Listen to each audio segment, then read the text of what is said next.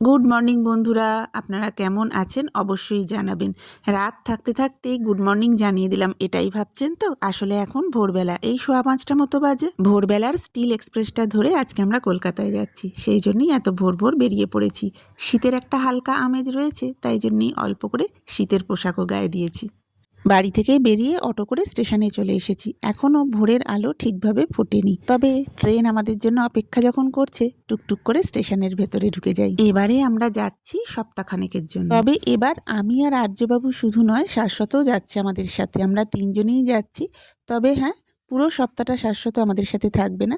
ফেরার সময় আমরাই ফিরবো, আমি আর আর্যবাবু। আর্য সাথে থাকলে চেষ্টা করি কিছু শুকনো খাবার সবসময় ব্যাগে রাখতে। কালকে সেভাবে কিছু কেনাকাটা করা হয়নি, তাই এখন শাশ্বত গেছে টুকটাক কিছু খাবার কিনতে। আমি আর আর্য অবশ্য প্ল্যাটফর্মে চলে এসেছি, ট্রেন অলরেডি দিয়ে দিয়েছে। ট্রেনটা বেশ অনেকটা আগেই দিয়ে দেয়। আমরা কোচের সামনে এসে গেছি, উঠেও পড়লাম।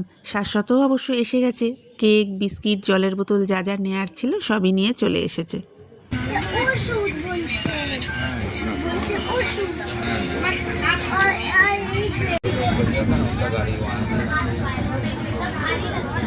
বেশ খানিকটা রাস্তা আমরা এগিয়ে গেছি। ট্রেনটা হঠাৎ করে দাঁড়িয়েছে, দূরে সূর্যটা ভীষণ ভালো লাগছে, তাই মনে হলো একটু জানলা দিয়ে ভিডিও করি। ঘাটশিলার আগে আগে এখন রয়েছি আমরা। হঠাৎ করেই ট্রেনটা ওখানে দাঁড়িয়ে গিয়েছিল। এরপর আর্যকে ঘুম পাড়িয়ে দিয়েছিলাম। আর্য বেশ খানিকটা সময় ঘুমিয়েছিল, তাই সেভাবে আর ভিডিও করা হয়নি। এখন অবশ্য আমরা হাওড়া স্টেশনের কাছাকাছি চলে এসেছি। মাঝে দুবার চা খেয়েছি ঠিক কথাই, আর এখন আর্যবাবু বাবার সাথে একটু টয়লেটে গেছে। এখন মোটামুটি নামার আমাদের প্রস্তুতি চলছে, সেই জন্য আর্য একটু অধৈর্যই হচ্ছে। ওকে বলে দিয়েছি এবার আমরা ট্রেন থেকে নামবো, মেট্রো ট্রেনে উঠবো, সেই জন্য ওর একটু অস্থির লাগছে কখন নামবো। এদিকে ট্রেন যথারীতি সাঁতরাগাছি পেরোনোর পরই দাঁড়িয়ে পড়েছে। টাটানগর থেকে সাঁতরাগাছি তো বেশ চলে এলো, তবে এই সাঁতরাগাছি থেকে হাওড়া ঢুকাতে মানে টিকিয়াপাড়া ক্রস করতে ট্রেনের যে কী ভাবগতি হবে সে ট্রেনই জানে। যাই হোক, অনেকক্ষণ অপেক্ষা করার পরে বেশ দুবার দাঁড় করিয়ে তারপরে অবশেষে ট্রেন আমাদের হাওড়ায় ঢুকেছে। ট্রেন ওই 35 মিনিট মতো লেটে হাওড়ায় ঢুকিয়েছে। এখন 11টা 10 বাজে। আমরা আজকে ব্যারাকপুরে যাব। হাওড়া থেকে এখন ব্যারাকপুরে যাওয়ার সবচেয়ে সহজ উপায় হচ্ছে মেট্রো। হাওড়া মেট্রো যেদিন চালু থাকে আমরা সাধারণত ওইভাবেই যাই। ট্রেনটা আমাদের 17 নম্বরে দিয়েছিল, এবার ওখান থেকে আমরা মেট্রোর দিকে যাচ্ছি।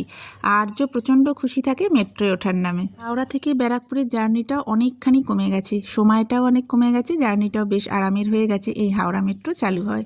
টুক করেই আমরা দমদম পৌঁছে যাই। ভোরবেলায় যখন বেরিয়েছিলাম তখন কিন্তু বেশ ঠান্ডা ঠান্ডা লাগছিল। এখন কিন্তু এখানে এসে দেখছি বেশ চড়া রোদ আর গরমও লাগছে। এসে গেছি মেট্রোর বাইরে, এবার ভেতরে যাই, গিয়ে টিকিট কাটতে হবে। তবে অল্প বিস্তর ভিড় দেখছি রয়েছে। আমরা এখানটায় দাঁড়াই, শাশ্বত ওদিকে গিয়ে টিকিটটা কেটে নিক। তবে ওই যে বললাম ঠান্ডার কথা, একটা কথা বলে রাখি, এই ভিডিওগুলো কিন্তু আমার সব ফেব্রুয়ারি মাসের। বেশ অনেকগুলো দিন পরে আমি এডিট করে আপলোড করছি। টিকিট তো কাটা হয়ে গেছে, এবার প্ল্যাটফর্মের দিকে যাচ্ছি। তবে ইচ্ছে ছিল টিকিটটা কাটা হয়ে যাওয়ার পরে দুদণ্ড দাঁড়িয়ে একটু চা খেয়ে নেব, তবে বুঝতে পারলাম ভিড় আছে, তো সেই জন্য আর অপেক্ষা না করে নিচে চলে এসেছি প্ল্যাটফর্মে। তো ট্রেন বেশ 5-7 মিনিট আমরা অপেক্ষা করার পরেই ট্রেন এলো। যথারীতি আমি আর আর্যবাবু বসতে পেয়েছি, শাশ্বত কিন্তু বসতে পেল না। অসুবিধে নেই, দুটোই স্টেশন, টুক করে পৌঁছে যাব। তবে আমাদের কাছে একটা বড় ব্যাগ আছে, আসলে আমরা তো এখন 1 সপ্তাহ থাকবো, তো ওই জন্য লাগেজটা বেশ বড়।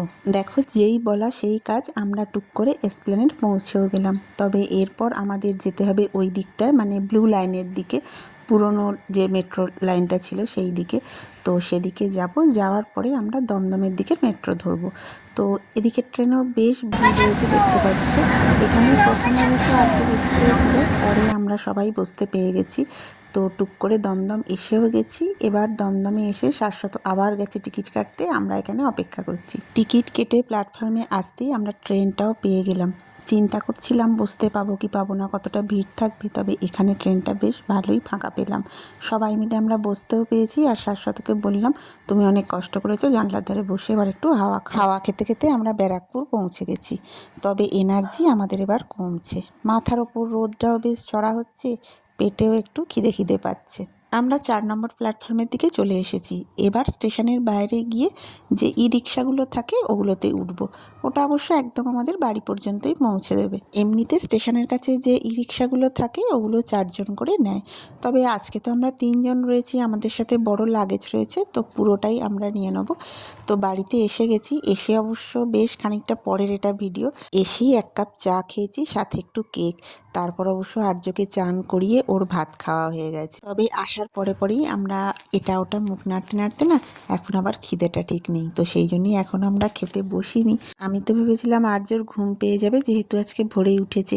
জানি ট্রেনে একটু ঘুমিয়েছে, তবে ভেবেছিলাম এতটা জার্নি করে এসেছে ওর হয়তো ঘুম পেয়ে যাবে। তবে ওর এখন একদম ঘুমের ইচ্ছে নেই, এনার্জি দেখেছো পুরো দমে রয়েছে। আসলে এখানে আর্যবাবুর বেশ কিছু খেলনা থাকে, আবার আসার সাথে সাথেই ঠাম্মির থেকে বেশ কিছু প্রাপ্তিযোগ হলো, সব মিলিয়ে ও এখন খেলার মুডে। তাহলে ও খেলুক, অসুবিধা কিছু নেই। আমাদের খাওয়া দাওয়া হয়ে যাক, তারপরেই একেবারে ওপরে যাব, গিয়ে ঘুম পাড়াবো। 2:30 নাগাদ আমরা খেতে বসেছি। আসলে ওই যে বললাম টুকটাক খেয়ে পেটটা ভরে গিয়েছিল, তাই একটু দেরি করেই বসলাম। তবে বেশ থালা সাজিয়ে গুছিয়ে খেতে বসেছি। খেতে বসে আমাদের ছোটোবেলার পড়াশোনার কথা হতে হতে এখন একটু ছোটোবেলার স্মৃতিচারণ হচ্ছে। মানে শাশ্বত বাবার কথা বলছে যে ছোটোবেলায় অফিস থেকে এসে কীভাবে হোমওয়ার্ক দেখতো বা পড়তে বসাতো, তো সেই সব কথা হচ্ছে। ও আর ওর দিদির ছোটোবেলায় কী হতো। তো দাঁড়াও, আমি তো শুনেছি, তোমাদেরকেও শোনাই। একদিন মাঠ করে দিয়ে গেছে, এগুলো পড়বি করে দিয়েছে। পরদিন স্কুল টুল দিয়ে গেছে, আমি করছি না। বাবা আসতো, বাবা এসে তো বাবার তো একটাই জায়গা বারান্দা, ঠিক আছে? বাবা বারান্দা বসতে হবে, বাবা ঘরেও বসতে হবে, বিয়ের পরে পরে আমিও দেখেছি বারান্দায় বসে ঘুরে একটু আয় দেখি, নিয়ে গেলাম। নিয়ে এবার দেখছে, ঠিক আছে একটা ঠিক ভুল, তারপর একটা ভুল, তারপর একটা ভুল করতে করতে বাবার মেজাজ চড়ছে, এরকম করতে করতে আমি জানতাম একটা টাইম আসবে বাবার মেজাজ পড়ে যায়, আমি চলে আসবো ভেতরে। এরকম উঠলো বকা একটা জায়গায় স্যাচুরেট করে গেল। তারপর কনস্ট্যান্ট আবার একটা জাতি পড়তে শুরু করলো। মানে এই এবার পড়তে শুরু করে যায়, আর এবার ঠিকঠাক নেই, এবার বাড়ি যায়, এবার ঘরে, এবার ভেতরে ঢুকবো। ডাল দেবো, ডাল গল্প বলছে তাই আর একটা মজা হতো, আগে তো এই মানে এইসব ওই কাহানি জিন্দেগি কি কাহানি ঘান্ডার কি কসৌটি জিন্দেগি, তো আগে তো ছিল না, ক্লাস 9-10 থেকে হয়েছে আমাদের সবারই দেখার ইচ্ছে। তার আগে একটাই সিরিয়াল দেখতাম আমরা, সেটা হচ্ছে সিআইডি, সবাই দেখতাম বসে, ঠিক আছে? খুব ওটা তখন একদিনই হতো, সপ্তাহে বুধবার করে। হ্যাঁ, তখন ম্যাক্সিমাম সিরিয়ালই সপ্তাহে একদিন হতো। হ্যাঁ, আর রেণুকা সাহানির একটা কি সিরিয়াল হতো না, সুরভি না, রেণুকা সাহানি সিরিয়াল না, সুরভিটা বলছি, ওটা রেণুকা সাহানির না, ওটা অন্য। এইটা কি করেছিল, এটা ভালো হয়েছে বেশ খেতে। ওটা ফুল চচ্চড়ি, ফুল চচ্চড়ি। তাই এমনিতে তো বলে ফুল চচ্চড়ি আমরা খাই না, আমি খাই কত বলি বাবা ফুল চচ্চড়ি, বাবার মানে দেখলে তোরা ছোটবেলা রেকর্ড করে রাখবি কথাগুলো, থাক রেকর্ড হয়ে যাচ্ছে। ফুল চচ্চড়ি খাবি না কেন? ফুল, তবে ফুলের বড়া কোনোদিন খাইনি আমরা। এখন আমি সেদিন আমি দমদম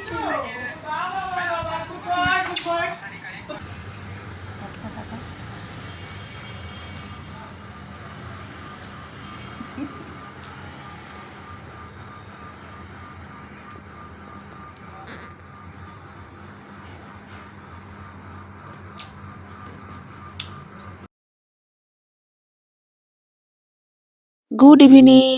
আর্যর পাশে শুয়ে দুপুরে একটা লম্বা টানা ঘুম দিয়ে দিয়েছি।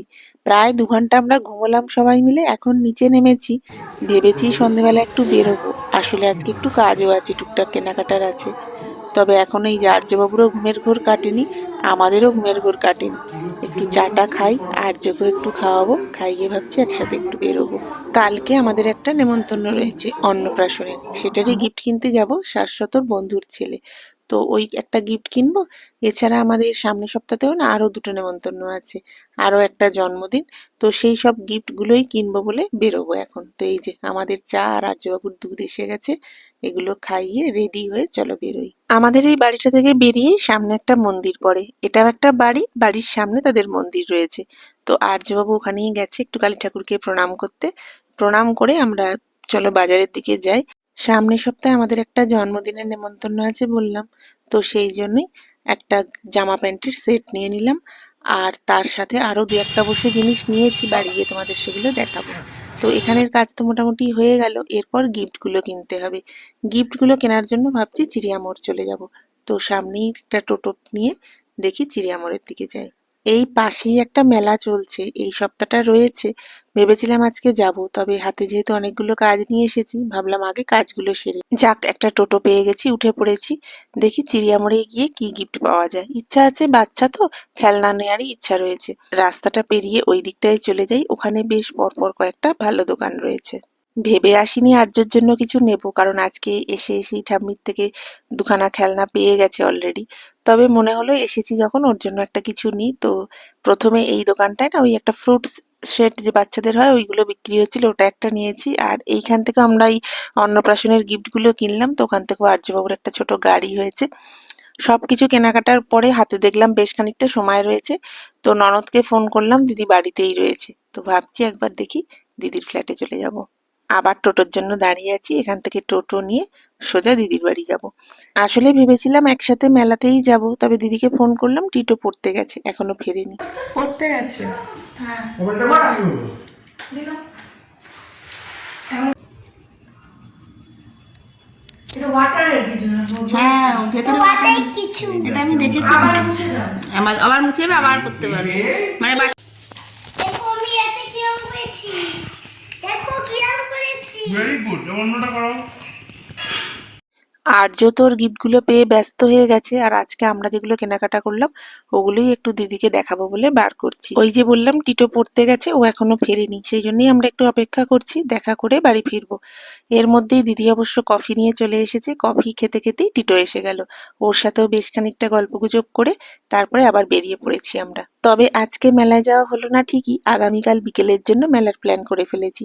সকালবেলায় তো আমাদের একটা নেমন্তন্ন রয়েছে, বললামই তোমাদের, অন্নপ্রাশন আছে। তো সেই অন্নপ্রাশনের নেমন্তন্নটা কাল আমাদের দুপুরে। আর সন্ধেবেলায় প্ল্যান করলাম মেলায় যাবার। আসার সময় অবশ্য আমরা টোটো পেয়ে গিয়েছিলাম, তাই টুক করে পৌঁছেও গেলাম। এখন গিয়ে হাত পা ধুয়ে ফ্রেশ হয়ে আগে আর্যকে খাইয়ে দিতে হবে। আর গিফট কিন্তু আজকে শুধু আর্য পায়নি, আমারও কিছু প্রাপ্তিযোগ হয়েছে। এই যে সবুজ রঙের হারটা দেখছো, এটা, আর এই ছোট্ট গয়না রাখার বাক্সটা, এই দুটো আজকে আমার প্রাপ্তিযোগ। আর কালকে ভাবছি এই শাড়িটা পরে যাব, দেখো তো কেমন লাগবে। এই শাড়িটাই নিয়ে, মানে দুটো তিনটে শাড়ি নিয়ে এসেছি, তো এইটাই ভাবছি কালকে দিনের বেলার অনুষ্ঠান, তো এটাই পরবো। আর্যকে তো আগেই খাইয়ে দিয়েছি, এবার শাড়ি জামা কাপড় গুছিয়ে নিজেরাও বসে পড়েছি খেতে। আর্যকে তো আগেই খাইয়ে দিয়েছি, এবার শাড়ি জামা কাপড় গুছিয়ে নিজেরাও খেতে বসে পড়েছি। আজকে সারাটা দিন তো তোমাদের সঙ্গে সবটাই শেয়ার করলাম। এই ভিডিওটা এবার এখানেই শেষ করে দিচ্ছি। কালকে থেকে আবার নতুন নতুন ভিডিও নিয়ে তোমাদের সাথে দেখা হবে। ততক্ষণ তোমরা সবাই খুব ভালো থেকো, সুস্থ থেকো, আর খুব খুব পজিটিভ থেকো।